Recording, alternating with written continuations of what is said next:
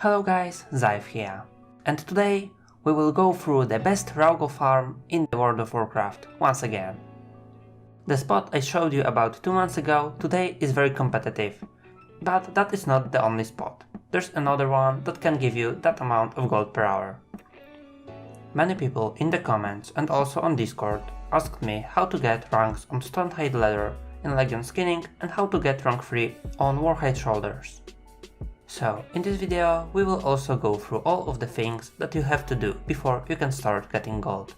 On the screen now you can see the timestamp that will take you directly to the part where I'm showing all the steps you have to do to get rank 3 in Stonehide Leather and also in Warhide Shoulders. Okay, let's start with the location of the first spot. But before that I want to remind that there's a monthly giveaway on my channel, and if you want to participate in it, you can check the description for more details. Also, in the description you can find links where you can buy World of Warcraft Game Time or pre-order Shadowlands expansion and support the channel. So, the spot I'm talking about is located on Broken Isles, Isle of the Watchers, right in this place under the tower. You can find here many Felsworn Defilers that are elite mobs that are skinnable. They all drop from 4 to 7 Stonehide Leathers when you have it on rank 3, and they also hyperspawn. If you are farming here solo, you may need to also kill those dogs on the path leading down in order to spawn them. That way, by just killing and skinning them on a fairly geared character, you should be able to get about 4000 Stonehide Leather per hour. But there are few things that you should have while farming here. First of all, make sure to use Darkmoon Firewater that greatly increases your skinning speed. Besides that, you can get yourself Legion Gothic technique to have a chance to get oddly shaped stomachs from the mobs that you have skinned. Also, you should get yourself Boot of the Blood Hunter enchant that will give you a chance to drop bags with Blood of Sargeras. You can buy it from the Warden's Reputation vendor that you can find on the Isle of the Watchers right in this place. However, to buy this enchant you will need to be revered with that faction, so it may take a little bit of time to unlock it. But if you have a character with the required reputation, you can always buy the enchant and then use it on the Heirloom Shoulders that you can then mail to the character you're going to farm on. If you don't have the reputation on any character, you can always use the other enchant, Boon of the Scavenger, that will give you bags with shoulder silks instead of bloods. This one can be bought on the auction house and it doesn't require any reputation. So, if you have all of that, you should be able to get about 14,000 raw gold if you're farming here solo, and up to 25,000 raw gold if you're farming as 2. For short, it works like that one person is only killing the mobs and the other one is skinning them. If you are interested in that, how the farming as 2 exactly works and how much extra gold you can get by doing that, you can check my previous videos about that farm in the cards. You can find links to them and also in the comments. But as I said before, there's another spot on which you can farm those defilers. If the main spot is taken and you don't want to fight for it, you can always go to the second one. You can find it under the second tower on the island. There are 2 locations with the mobs, and on each you can find 7 fell dogs. First one is right under the tower, and the second one is under the hill right here. You just have to fly back and forth and skin those mobs. I farmed here for 15 minutes and I got almost 1000 leathers, 850 raw gold, and also some gold in items from Boon of the Scavenger enchant and Gothic technique. All of that will give me about 3000 raw gold, so in an hour of farming it would be about 12,000 raw gold. It's a bit worse than the main spot, but it's still pretty decent. But again, you can do that in a group, but this time you just need to have one person on every spot. That way you can ramp up the gold up to 18-20,000 gold per hour, because mobs will spawn way faster. You can also swap your location every like 2 minutes to get some more grey items from mobs.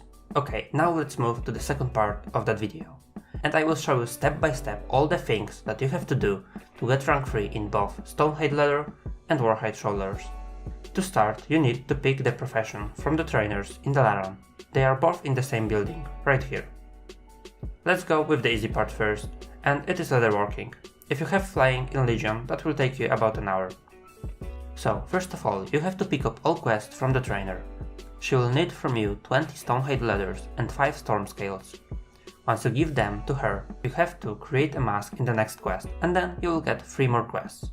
They will lead you to other NPCs that will give you more quests. You have to take and do them all. So just continue doing the quests until you get that one that will lead you to the high mountain, when you have to do all the quests from the Tauren until you run out of them. He has 4 quests. Once you're finished with the Tauren, go back to the trainer and take the last quest, Rats. Go to the Dalaran's underbelly and kill rats until you get 9 scraps of patterns. Then go back to the trainer and you're done with the quests. At this point, your Warhide shoulder guards should be odd rank 2. So, now you have to go to the Violet Cold dungeon and kill here last boss. You should get the recipe that will allow you to learn rank 3 Warhide shoulder guards. And now you're done with the leatherworking. All of that on Undergeared Mage took me about 60 minutes. Now let's go through the worst part, skinning. To get rank 1, you have to just skin mobs that gives you Stonehide leather. They have like 50% chance to give you the quest item when skinned. Bring that item to your trainer and do another quest from him. You'll have to skin some mobs that give you Stonehide leather. Once you turn that quest in, you will have to go back to skinning. And you may need to skin here lots of mobs. I'm doing that in this place in High Mountain, on those bristleful bears. They have the highest chance of dropping quest items according to the Wowhead. I just always was doing it in this place, and it is confirmed that you can get those items here, but I think any other mobs that gives you Stonehide leather can give you those quest items. Once you're on the spot, you have to skin those bears until you get another quest item. It is heavy RNG based. Sometimes it takes few bears, but sometimes you may need to skin few hundred of them to get that item. So once you get the quest, you have to go to the Hemet Nezingway and do every of those 3 quests that he gives to you. That is very important, because if you skip any of them, you won't be able to start questline for rank 3.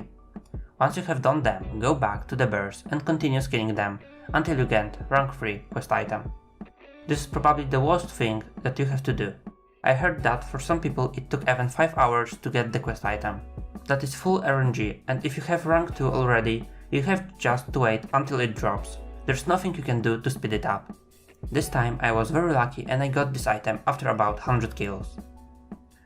Once you have this item, go to your trainer and then to Suramar NPC. He will give you 2 quests. In one, you will have to kill and skin Fenrir in the Halls of Valor, and also kill the Odin in the same dungeon. Then, for the second quest, you will have to go to the Old Raids and skin 3 beasts. First one is Ice Owl in Trial of the Crusader in Icecrown, Northrend. Second one is Horidon in the Raid on the Isle of Thunder. And the last and the worst one is Okutar in Tol Barad. The problem with the last beast is that you cannot enter the raid if the opposite faction is in control of the area. If your faction isn't controlling Tol Barad, you will have to wait until the war starts and capture 3 points on this map.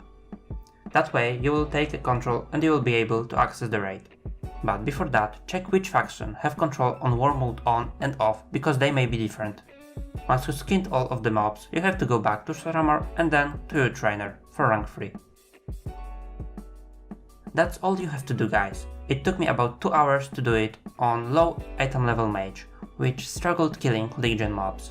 So you can definitely do it much quicker than I did. Thank you guys for watching and see you in the other video.